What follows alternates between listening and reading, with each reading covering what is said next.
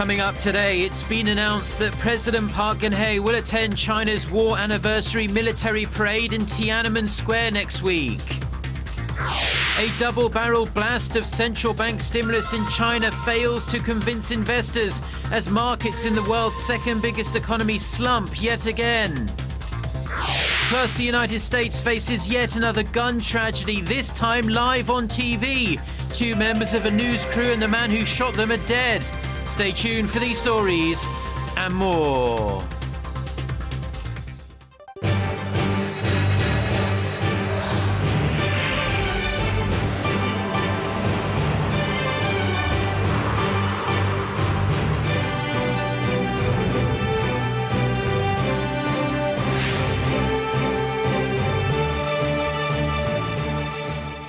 Hello and welcome. It's 6 a.m. on Thursday, August 27th here in Seoul. I'm Mark Broome and you're tuned in to our early morning edition of Arirang News.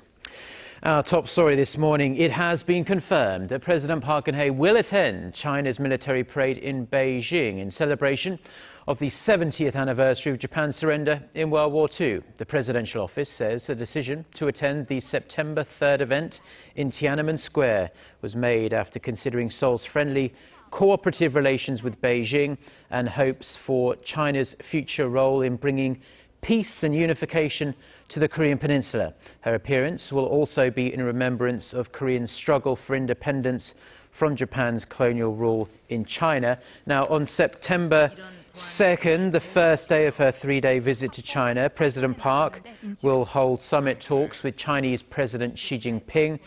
Before returning home, she will travel to Shanghai to attend a reopening ceremony for the headquarters of Korea's provisional government during Japan's colonial rule. The United States says it respects President Park Geun-hye's decision to attend next week's military parade in China. A spokesperson for the U.S. State Department said it was a sovereign decision of each country whether to attend. The U.S. has decided to have its ambassador to China, Max Bacchus, attend the ceremony in place of a high-level official from Washington. Many Western leaders are expected to shun the event, seen by many as a show of force against Japan.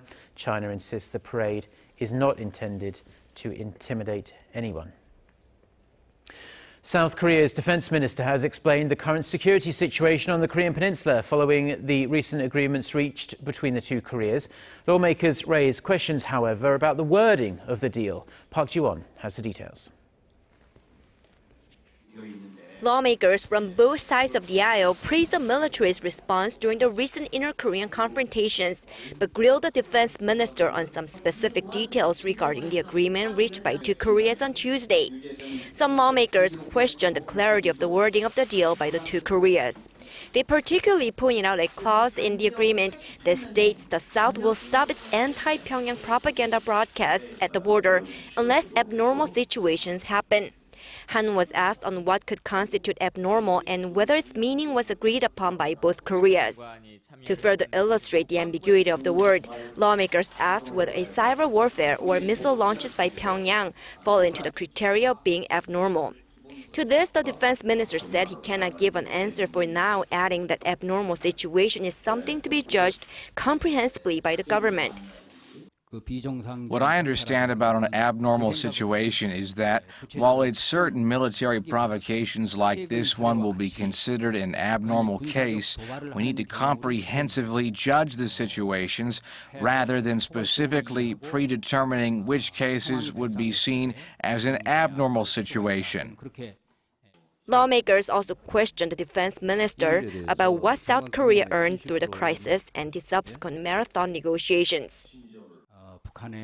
I believe we've secured our national unity, that we will firmly respond to Pyongyang's provocations and clearly showed the North that we will punish any of their provocations. An improvement in inter-Korean relations is an additional achievement on our side. However, lawmakers expressed concerns over Hwang Byung-seo, one of the two chief North Korean negotiators during the inter-Korean talks, who recently denied Pyongyang's involvement in the landmine attack in a TV interview broadcast in the North. Lawmakers said Hwang is not only giving North Korean viewers an opposite interpretation of the result of the inter-Korean talks, but even adding extra wording that was not stated in the original agreement. They asked the Defense Ministry to clarify the meaning and understanding of the agreement with the North to prevent differing opinions that could hamper improved inter-Korean relations. Park Ji-won, Arirang News. President Park Geun-hye has told all members of the ruling Saenuri Party that it's time to focus on reviving the economy and reforming Korean society. President Park, who marks the midpoint of her 5-year term soon, specifically sought the party's cooperation in reforming the country's labour market as a means to create more jobs and bring down the youth unemployment rate. She also urged lawmakers to do everything they can to get economy-related bills passed in the upcoming regular parliamentary session. President Park has put forth reforms in 4 major sectors involving public, labour, education and finance as her top priorities for the second half of this year. Saenuri leader Kim Moo-sang pledged his party's support for the president's reform drive. The Korean government has unveiled plans to stimulate domestic spending. The new measures take effect on this Thursday. Song Ji-sun reports. MERS, Middle East Respiratory Syndrome, has impacted Seoul more than last year's Hilda Ferry disaster in terms of recovering domestic consumption. Retail sales and the service sectors contracted at their sharpest rates in 4 years in June, with consumption sliding 0.3% from the first quarter. Deeming the recovery pace insufficient, Seoul announced new measures to rev up domestic consumption. Starting Friday, individual consumption tax on vehicles and large electronic goods like air conditioners will be reduced by 30% until the end of this year. This means the popular mid-size sedan Sonata will cost consumers about $420 less. The benefits will only last until the end of the year for the reduction to be effective in boosting demand. The Korea Grand Sale that started on 14th of August will continue well into October, as Seoul hopes to re-attract Chinese visitors to the country during China's National Day holiday that begins on the 1st of October. The Grand Sale will also be extended to traditional markets ahead of Korea's Chuseok holiday in September. We want to create a boom in consumption that's been temporarily suppressed due to extraordinary circumstances. Although the set of measures could reduce the amount of taxes collected, the government believes it could offset losses through increased consumer spending. Korea's finance ministry estimates that these measures will raise the country's annual economic growth rate by 0.025 percentage points. Song Ji-sun, Arirang News. Chinese shares dropped to another low on Wednesday, despite China's rate cut the day before that was supposed to aid the market's recovery. Kwon So-ai reports. What are my thoughts? I'm pretty angry at the market.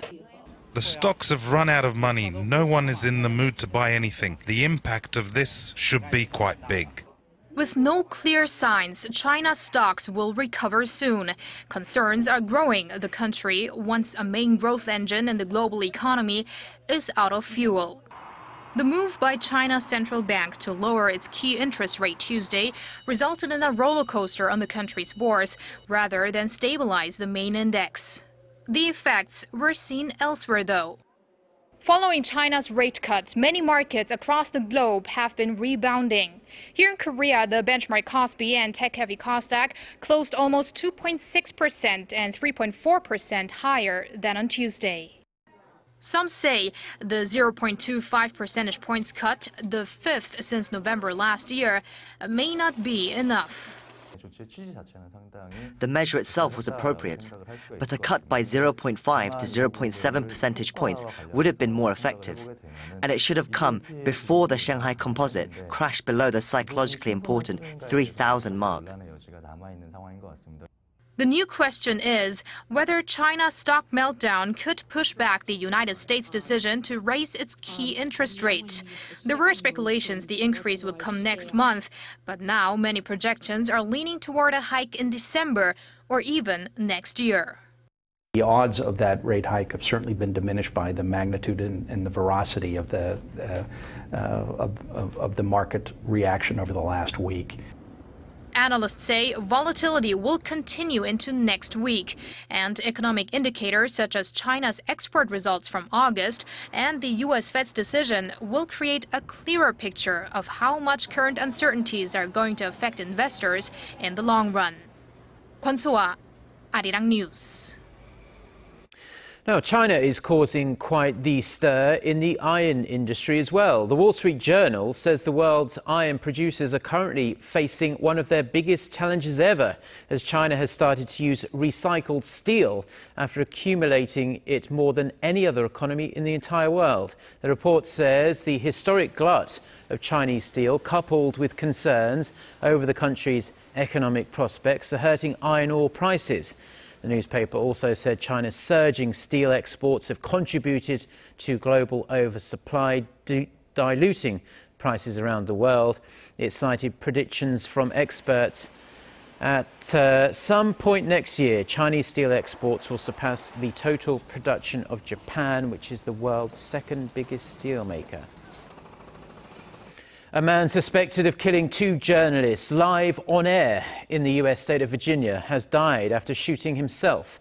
24-year-old Allison Parker and 27-year-old Adam Ward were filming an interview in the town of Moneta when the suspect, Vesta Flanagan, opened fire. Now, Flanagan, who used the on-air name Bryce Williams, had worked with his 2 victims at the US TV network WDBJ7 TV. The gunman later uploaded a video of himself shooting the 2 journalists onto his Facebook page. Police have yet to discover a motive for the killings.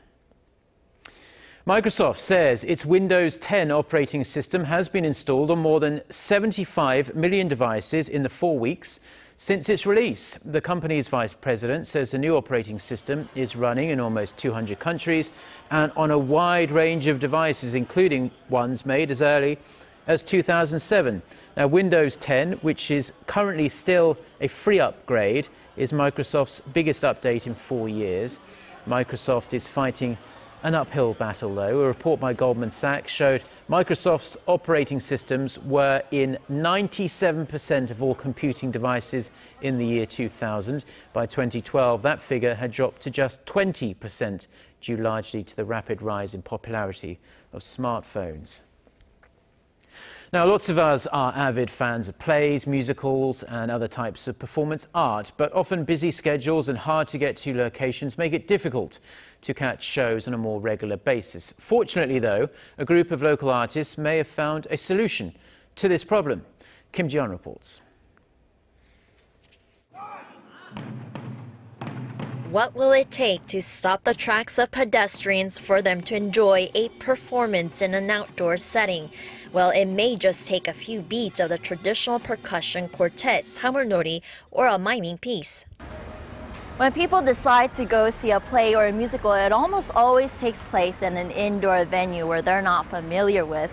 Add to that the tedious process of looking up performers' schedules, the purchasing of tickets, and figuring out parking, etc. So in the end, they feel like it's not worth all that hassle. So some performers instead decided to seek out their audiences, like here in the shopping district of Insadong. A series of such performance art pieces, dubbed art tracking, took place at some of the most crowded areas of Seoul on the so-called Culture Day, taking place on the last Wednesday of each month, designated by the government to make free or discounted cultural programs available to the public. I haven't had the time to enjoy these kinds of performances because they are rarely available where I live, so it's really nice that I get to enjoy them here today. For some, the street performances are regarded as part of efforts to create a domestic consumption culture for the arts by making them more appealing to the public. The president of the Korean National University of Arts, Kim Bong-yeol, says his institution produces world-class performers every year, but a majority of them go abroad to perform, inhibiting the country's potential in cultural development. I think one's familiarity with various art forms, including performance art, is key to nurture creativity, which is an essential element for the country to become a cultural powerhouse. Kim adds the institution will also host various events, including an exhibition on performance art of the K-Arts Platform Festival next month. Kim Jeon, Arirang News.